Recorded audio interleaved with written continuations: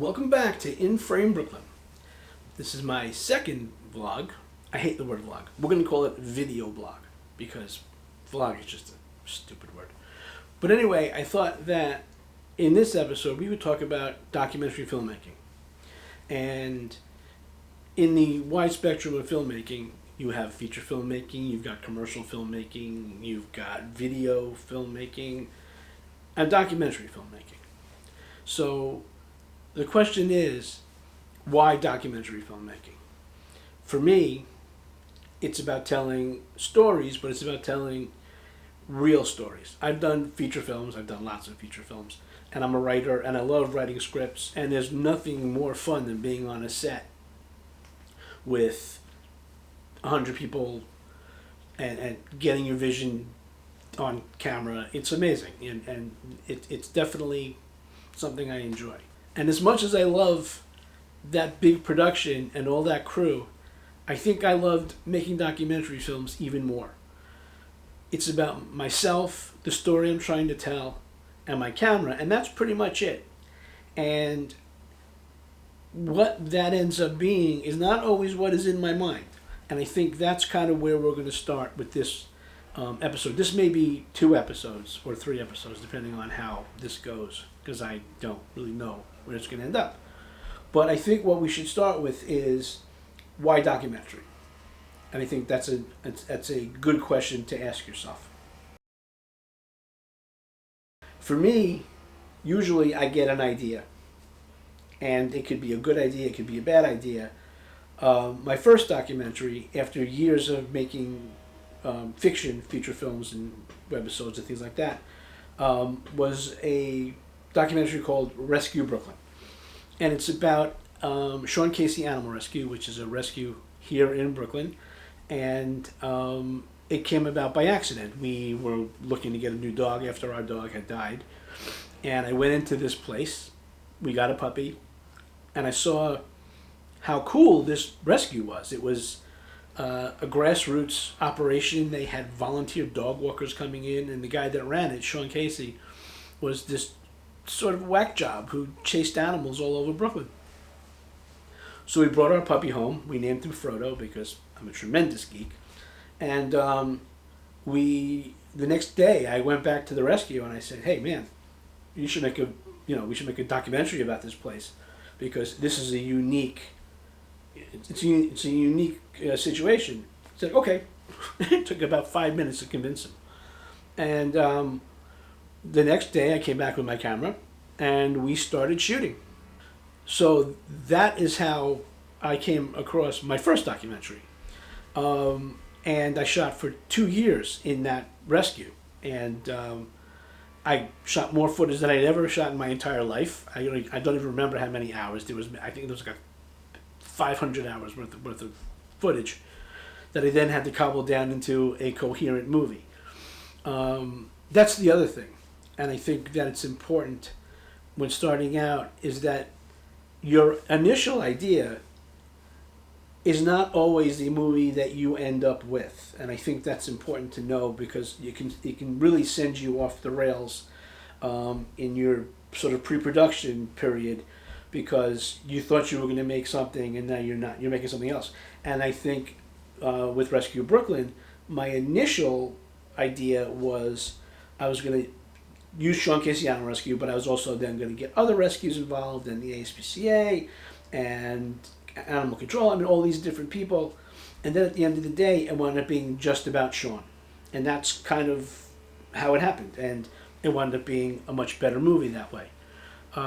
My second documentary about folk icon Jack Hardy, which I just finished in 2020, which I shot in 2015, that, again, was going to be about Jack Hardy, who was this folk icon in the 70s, 80s, and 90s, who died. But I was also going to talk about the folk scene in New York and the early folk scene. And then once I got into it, I realized that really the movie's about Jack. So a lot of my preconceived notions about this larger documentary about folk music really centered on Jack.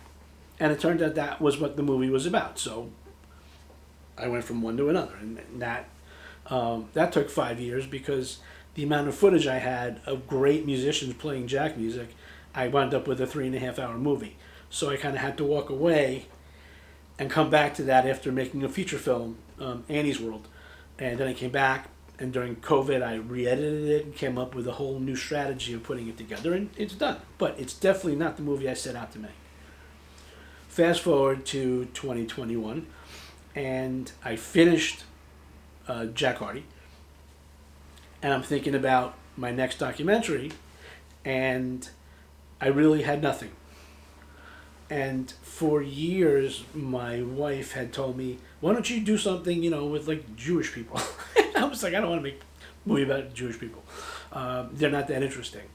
But then it occurred to me that what I really wanted to make, and I can thank Michael Moore for this, because after watching Fahrenheit 11/7, I really wanted to make a movie that had some teeth, that has some grit, and that actually says something and is important.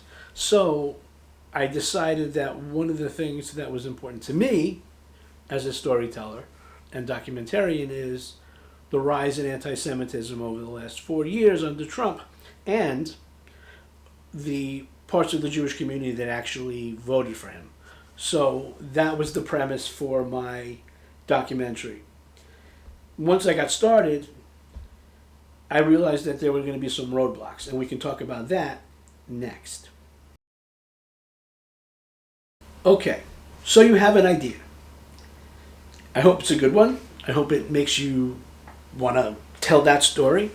But the next thing we got to think about, as we do with actually any movie, when you have a script in a fiction feature, you know whether the script is good. Well, you hope you know the script is good, and you know whether or not that version of the script, that's the one you're going to shoot.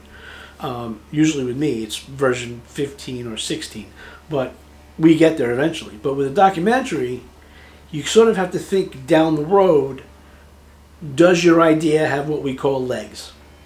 Is it sustainable? Will it make a movie? I've had a number of ideas which I thought were really good, and once I started thinking about the process, no.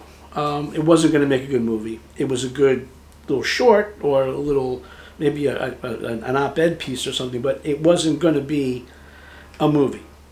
So you need to think really critically about your idea and say, yes, this will work.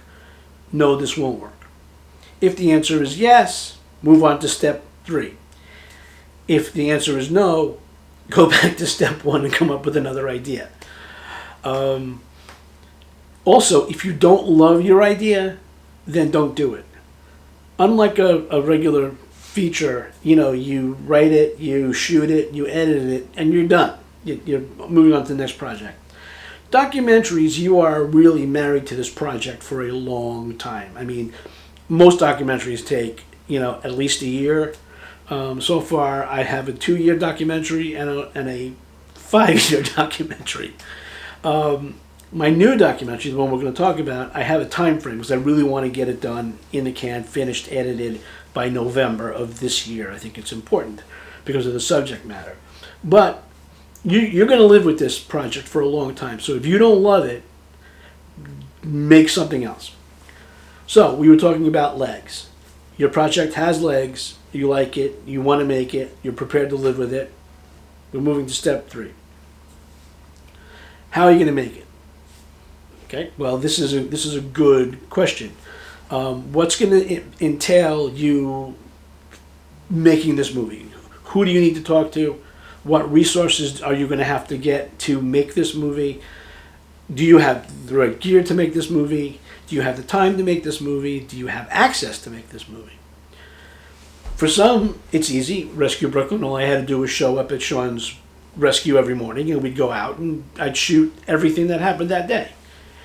With Jack Hardy, I had my studio set up, and I had very famous folk musicians coming into my studio to record Jack songs and do interviews. And that was pretty much the whole movie. I shot some B-roll and I pulled some clips in, but for the most part, I had access. I had the wherewithal to make that movie. This next movie has been a little bit more of a bear because I'm trying to get people to talk about things political, things uncomfortable, things in the news, and things that are going on right now. And that is, I'm finding to be a much more difficult road to hoe. I'm doing it, and I've actually surprisingly got more people involved than I thought I would. But when I first came up with the idea, I had a lot of ideas that I thought I was going to make in this movie that right away, as soon as I started talking to people, went right out the window. Mostly because people are really afraid to talk in this climate. So I had to restructure who I was planning on talking to. And I moved from more religious people and representatives to scholars, politicians, and community leaders who are not afraid to speak and who are happy to be on camera. That changed my process. So you have to be prepared for huge shifts in your original idea to what you're actually going to wind up with. And that is something that can actually end your project. Like there was a moment there when I was like, this isn't going to happen. We may have to come up with a different idea because nobody's going to talk to me. Turns out people aren't talking to me, and I'm going to be on the road for 5 weeks come April. But it's important before you invest a dime, before you start committing resources, to make sure that the thing that you want to shoot is shootable. Not everything is. Things that sound really good in your head, once you start writing them down, you go, how am I going to do that? How am I going to get that person to talk to me? How can I afford to go here? Like one of the places I wanted to go, I was going to go out to LA and interview some Jewish communities out in LA. That's just out of the question. I don't have the money to fly there. I am flying to Montana, and I am flying to Chicago because the 2 interviews that I'm doing in those places are crucial for my movie. So I'm spending the money and I'm taking the hit to get to those places. Every other place I'm going to, I'm driving. I'm going to start in New York, and I'm going to drive all the way down through the East Coast, and I'm going to end up in Florida because that's the cheapest way to do this. But it's doable. So I'm prepared to do what I need to do to get what I need. So that's the third part. Make sure that the documentary you're trying to make can be made. Fourth, what are you going to do with it when it's done? And that's the thing everybody asks the question. Documentaries are an odd bird because they're not your typical feature film. And yes, there are documentary film festivals. Almost every film festival has a documentary section. Is your subject matter something that's going to lend itself to just the festival circuit? Or is it something that's going to be more socially critical, something that you can push to different venues to get sort of grassroots support?